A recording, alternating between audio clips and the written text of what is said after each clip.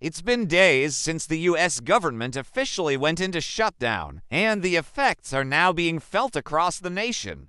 From airports and border checkpoints to federal agencies and national parks, the shutdown has brought an uneasy stillness to many parts of America. The trigger, a political deadlock in Congress over the federal budget.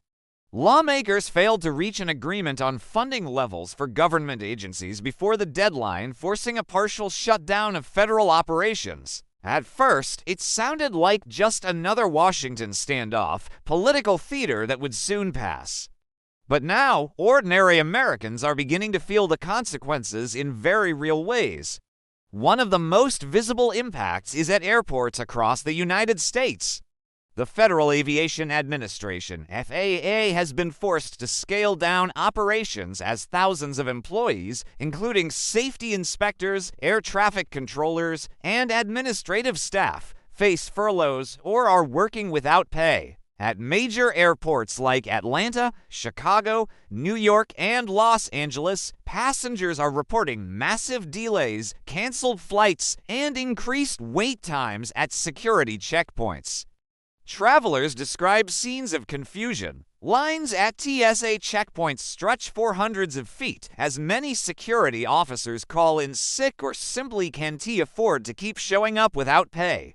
A flight from Denver to New York was delayed for over 6 hours because there weren't enough air traffic controllers to manage incoming and outgoing flights safely. Some smaller regional airports have even suspended night operations altogether.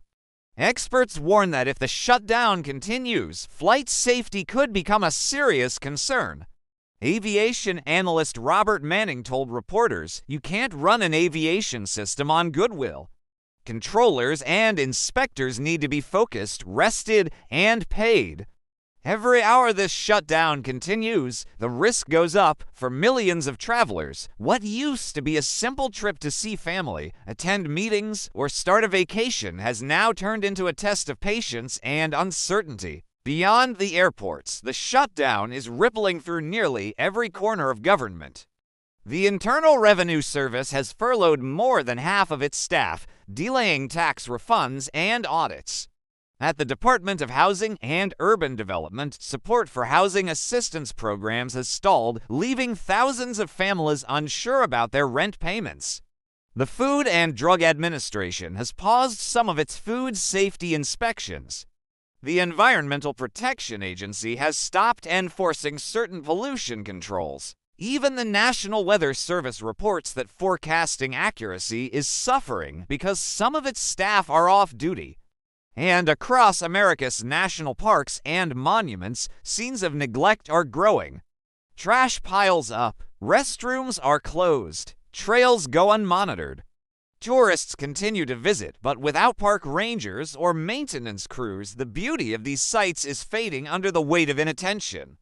For many federal employees, this is more than just a news story. It's their lives. Over 800,000 workers have either been sent home or are working without pay. Some are now relying on local food banks and community support to get by. Others are missing rent or mortgage payments. Many say they are proud to serve their country, but they feel forgotten by the politicians who put them in this situation. In Washington, the blame game continues. Republicans and Democrats each accuse the other of refusing to compromise. At the center of it all is a battle over spending priorities, including defense budgets, social programs, and proposed policy riders that have divided Congress along party lines. The president has called for a quick resolution, saying the shutdown is hurting ordinary Americans, but negotiations have stalled again. Meanwhile, federal employees and citizens alike are growing frustrated. Tanya Rodriguez, a TSA officer in Dallas, shared her story. "I've been at this job for 9 years. I love keeping people safe. But now I'm working 10-hour shifts and haven't been paid in weeks. My rent is due, and I'm using my savings to buy food for my kids.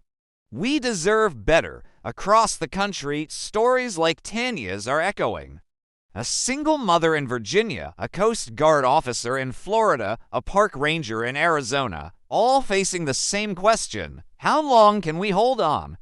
Economists estimate that every week of a government shutdown costs the U.S. economy billions of dollars in lost productivity, delayed contracts, and reduced consumer spending. Federal contractors, small businesses near government offices, and even tourism hotspots are feeling the pinch. In Washington, D.C., restaurants and cafes that depend on federal workers have seen business drop by as much as 40%. Stock market volatility has increased as investors grow nervous about the potential long-term effects on growth and stability. Financial analysts warn that the longer the shutdown drags on, the more difficult it will be to recover, especially if consumer confidence begins to falter. But beyond the numbers lies something harder to measure: public trust. Each shutdown chips away at Americans' faith in their government's ability to function. As one political commentator put it, the shutdown isn't just about money, it's about credibility. If the world's most powerful government can't even pay its workers or keep its airports running smoothly, what message does that send to the rest of the world? Some federal workers are considered essential, meaning they must continue working despite not being paid. That includes TSA officers, air traffic controllers, Border Patrol agents, and FBI investigators. For these workers, the stress is immense. They're expected to perform high-pressure, critical duties while worrying about unpaid bills and family needs. One air traffic controller described the experience as trying to land planes with a knot in your stomach. Another said morale is at an all-time low, with some workers even resigning out of frustration. Labor unions representing federal employees have begun filing lawsuits, arguing that forcing people to work without pay violates federal labor laws and the Constitution. As the shutdown continues, pressure is mounting on Congress to act. Protesters have gathered outside the Capitol, chanting "End the shutdown now." Public opinion polls show that a majority of Americans, regardless of party, disapprove of how the situation has been handled.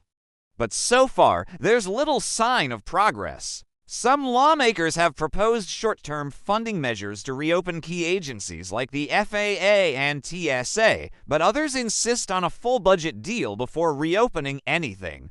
Meanwhile, families wait, travelers wait, federal workers wait. Each day that passes brings more uncertainty and strain. At airports, passengers are growing restless. A mother of 3 stranded in Chicago told reporters, "I just want to get home. But every time I check the board, my flight's delayed again." The staff looks exhausted. This isn't fair to them or to us. At the IRS headquarters in Washington, paper stacks are piling high on empty desks. Refunds are delayed, calls go unanswered, and taxpayers are told to wait until funding resumes. In Yellowstone and Yosemite, tourists snap photos next to closed signs, unsure when the parks will reopen properly. All across America, people are realizing that government isn't just politics. It's the invisible system that keeps daily life running, and when it stops, everyone feels it. Whether the shutdown lasts another week or another month, its impact will linger long after the headlines fade.